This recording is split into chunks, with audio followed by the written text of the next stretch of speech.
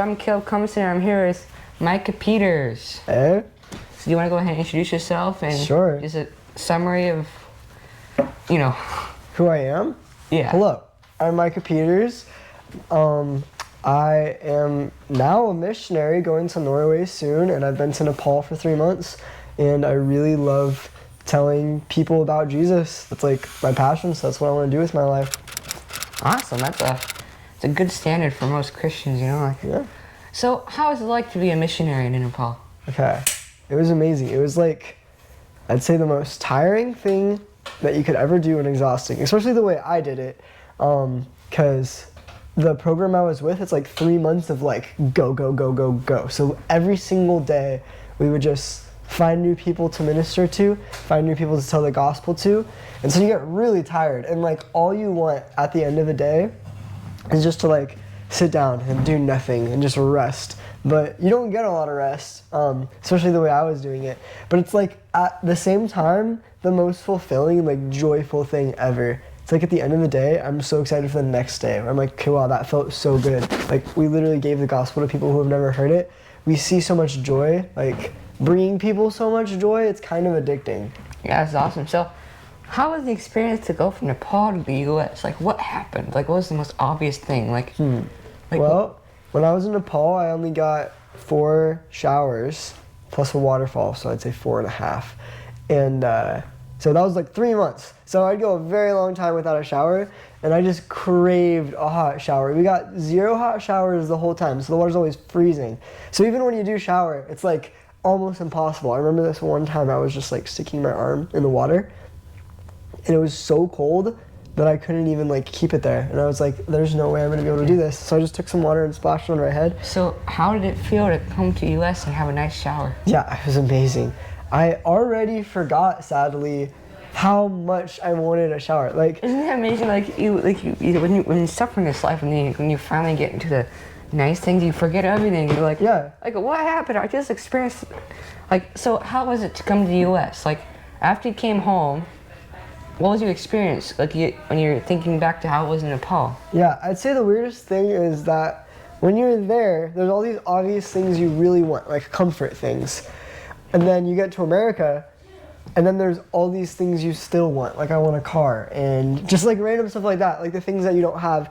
And you kind of stop thinking about the things you used to wish you have, and then you're still thinking about more things that you want. And it kind of shows you that like, no matter where you are, God's taking care of you. And I was actually very happy there, and happy here too. But like all the lack of stuff, you're always in lack. You always want something. And I think it's a big lesson just to know that like, no matter what in life, you need to be content and thank God for what you have, because there's always more that you want. Another way to like reflect on that, the lights aren't on. Oh, that's okay. All right, so yeah, the lights aren't on. All right, so what was I thinking? So another big way to like reflect, like we were just saying, like reflect on Nepal, is look at the homeless people you drive by all the time. It's like, what would they think of our situation here? Like, if it's either bills, if it's wants, it's like, what would the homeless people say? You know, like even people that are taking fentanyl, we passed a guy who was probably high on drugs and stuff. It's just crazy how we look on life, you know, like, Yeah. I feel like most kids, at least my age, don't really think too deep on this stuff. Yeah. And I think when I was growing up, I was always, never thought about anything. I was always like, my parents are taking care of me and there's nothing I have to worry about. I never worried. And then you get older, people start worrying about all the things and wanting more. I mean, kids want a lot too. Like you see a little kid at the store like crying because their mom won't get them a Snickers. But you know, you always want something. So learning to be content exactly where you are is really good, and something I learned a lot. yeah, it's also hard being a boy in this time in life. Crazy stuff going on. Yeah. You know,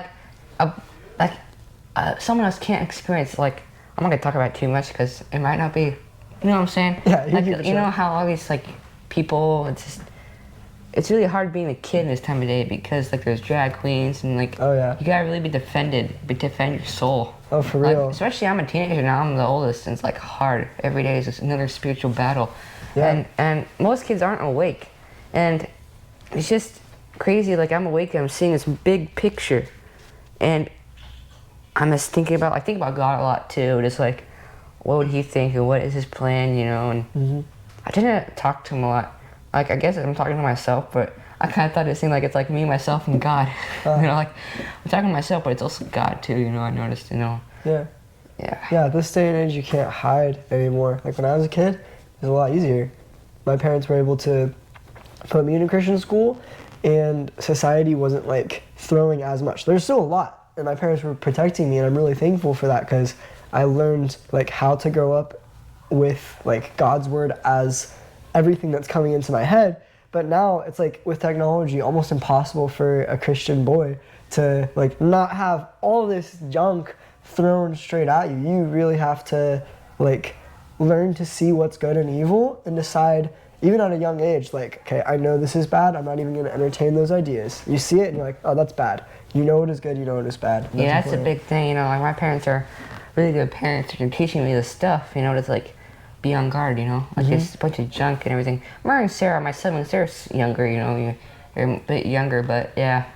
So, what do you think of like your dad's ministry? Like you guys' ministry. What do you think about it? Like, how's the experience? Like your dad up there preaching and he's like risking the like there could be Antifa at your door. Or what do you think about the experience? Like, what's your experience being with your dad in this ministry? Yeah, I love it. It's cool. It's like kind of action packed, especially for America. It's one of the most like edgy things you can kind of do as a Christian is when you get into things that they would say are political, but are just moral issues that the Bible talks about. But they'll say it's political, like all these things. When you take a stand, a lot of people don't like it because there's such a strong agenda coming the opposite way. I'll tell you a little story real quick. I had some friends visiting, and we went to Food City. Okay. And they were just being dumb. I don't suggest doing this, viewers, but they were playing tag in the grocery store. And I was like, guys, stop playing tag. This is obnoxious. You're going to get in trouble. But they were just being dumb. And at the very end, one of my friends went up and like tagged the grocery store employee and just said, tag, you're it. And then like ran away and then went to the car. And I was like, don't do that. That's not wise. But anyway, we get home and kind of forgot about it. And we were just like playing some games, and it was 10:30 at night, and we look outside and there's like police lights, and a police knocks on the door, and we open the door, and he's like, hey, can I see Ken Peters? And we're like, oh my goodness. So I thought that it was because we tagged somebody in the grocery store and they were scared or something. I don't know. They were like, oh, we're going to report you because they were mad or something like that. So me and my friends were all looking at each other like, oh my goodness, are we going to get in trouble for that? And then my sister went up to knock on my dad's door and said, hey, there's a police who wants to talk to you. My dad, just because of what he does, instantly went into like, I'm about to get arrested. Like, because it's probably something like political, like some of my opponents like have said something about me maybe standing up for pro-life or something like that.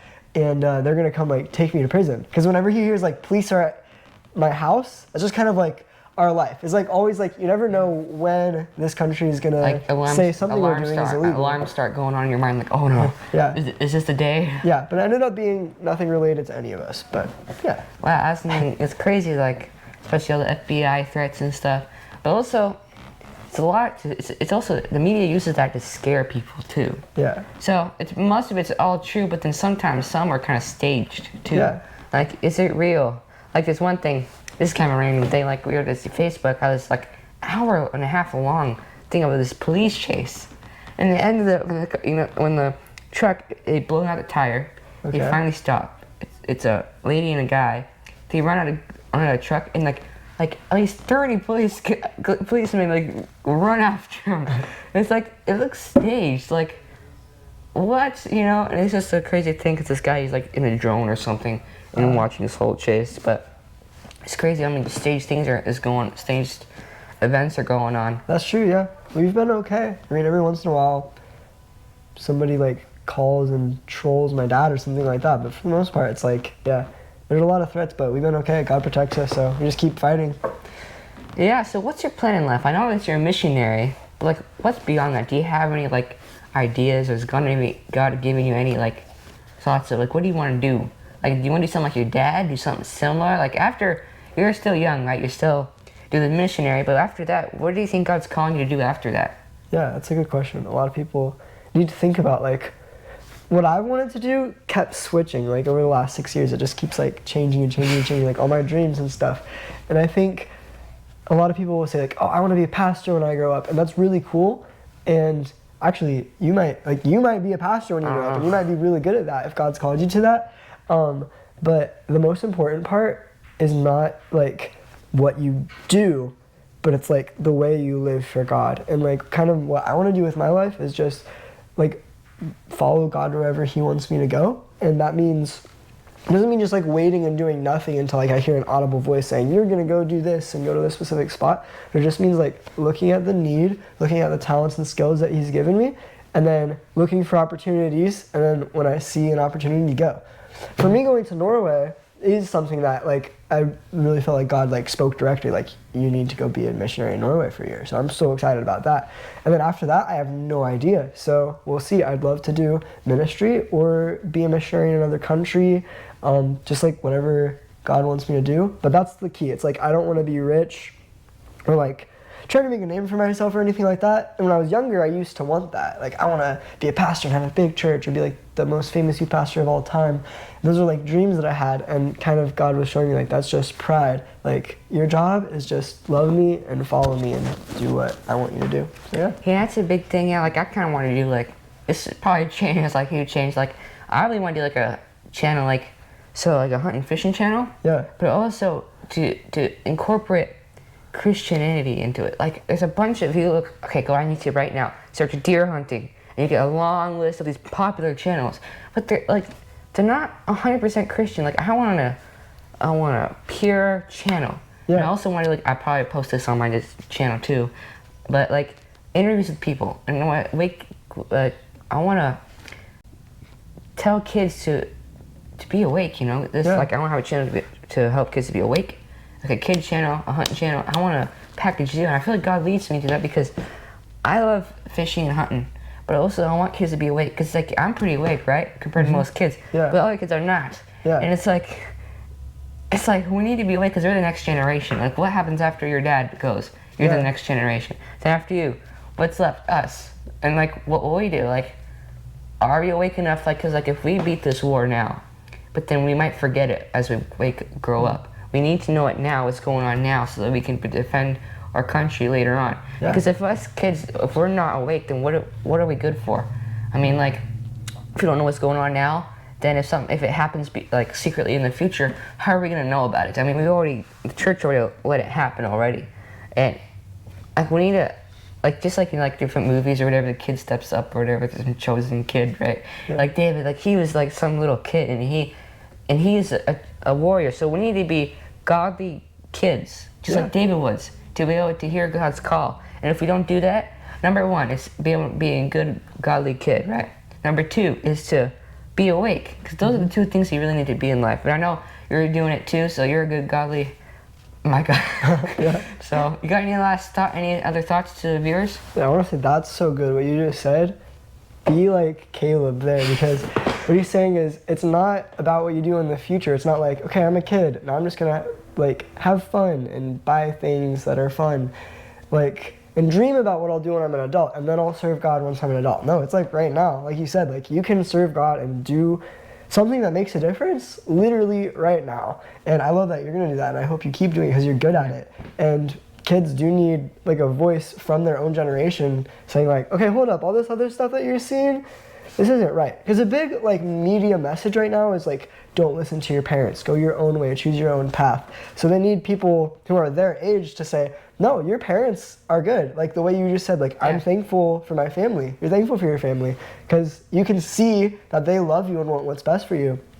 So kids need to know that message too. And so yeah, you can start making a difference right now, no matter how old you are. If you're old or young, I love that. So yeah, there's one. I went to Miami, Florida with my dad to be looking America tour, and we were in this media room, right, with all the podcasters. I remember this kid is 13 years old, and he's a big podcaster, and he's 13 years old. Wow. He's called the Young Patriot because he's young. Yeah. And it really inspired me. Like, man, we gotta be like him. And he actually speaks in front of all the people. That's so cool. Yeah, and it's like, why can't we be like that? We need to do that too. And he's pretty awake because one reason is his dad kind of, like, his biological dad kind of left him, sort of. We went visits once in a while. But, like, these things in life really wake us up because he had to really mature at a young age. Mm-hmm. So, especially if you have a nice, a good family, it's amazing. So we got to not, I'm not saying abuse it, but like, we really need to really like Appreciate it. Yeah, appreciate it, but also like we really need to. I don't know. It's just I'm getting tongue tied, but I'm just saying, all in all, that we really need the kids, especially need to wake up. Yeah. And especially your generation too. Like we go to the UT in Knoxville, all these kids want to have the girls and stuff want to have abortions and stuff, and it's just crazy. And we really need to step up, especially Yeah. like I said.